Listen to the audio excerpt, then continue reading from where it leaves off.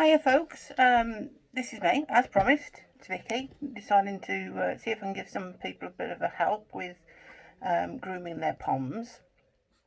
As you all know, I've got two poms, two boys, both very different. One's a little black and the other one's a red sable. Both have very different coats as well. There's a lot of people on the site asking about what's the best sort of brushes to get and how do you groom. I've always groomed my own dogs, and I've always had long-haired dogs. So not always had poms, but I've had long-haired dogs. So I've always groomed. I do show, not professionally, and we only do it as a hobby. So what I'm going to do is I'm going to show you my kit. I'm sure there's lots of other groomers and show people out there that have other similar stuff. They may not groom the same as me, but this is how I do it. If I go through what I've got, okay, I'll tell you what I've got and what I do with it first. First of all, most important thing that you're going to need in your arsenal for any grooming is a brush.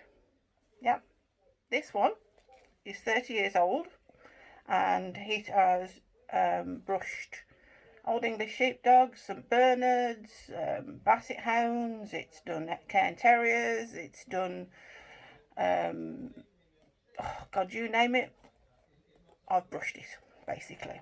And this is a Masons and Pearsons Junior Boar's Hair and Bristle Brush.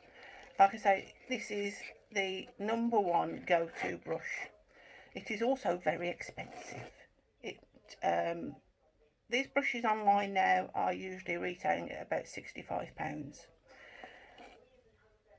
Not everyone can afford these, and yes, they do last. But if you go online, there is these, which is also very similar, nylon and bronze bristle. The important thing about these is they have no bobbles on the things, on the nylons. There is no bobbles on the nylons, so it doesn't split the hair. This one you can get online, and they're usually about £5, and frankly they are just as good. Not as nice, not as expensive, but just as good. Okay. I also have a detangler. Okay, yeah, I'll show you what I'll do with that later. Okay. I have another smaller one, a very tiny one. I have a boar's bristle and nylon very thin comb, and one of these are just normal hairdressing combs. Don't buy fancy dog brushes. These are what you use on your own hair. Okay. Then we have a metal comb, and the one thing that I do have, which not everybody will have because I do cut myself, is a grooming set. And in this set is 4 pairs of scissors. You have straights, which is your normal straights. You have thinning scissors, which are the toothed ones. Okay, you can get those in different sizes. And I also have 2 lots of curves. So you see that? They're curved. So that when you're doing specialists, but if you're just doing it for yourself at home to just tidy up, don't worry about these. These sets can actually be bought quite inexpensively. It also comes with this metal comb quite inexpensively online on the internet. The one thing that I do prefer to use on my poms, especially to do their feet, is a very small pair of scissors.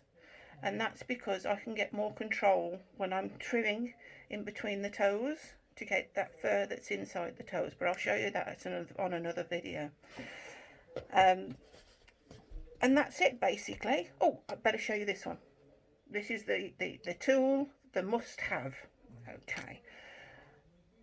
All poms get a little bit matty behind the ears. It's a natural thing that happens, and this is what is known as, any seamstress will tell you, is a stitch picker. And what it does is you go along your stitches and pick them out.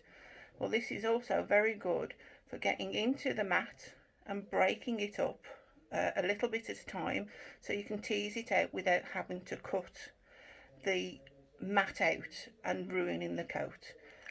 Again, very, very cheap online. Just have a look for it. Okay, so that's my first video done for you. Those are the brushes that I use. In my next video, I'll show you how to use them. Probably on Brent, because he sits for me very well and he's bigger, and I can show you more how to brush him out. Lovely. Thanks very much. Thanks for watching, and I'll see you soon. Bye bye.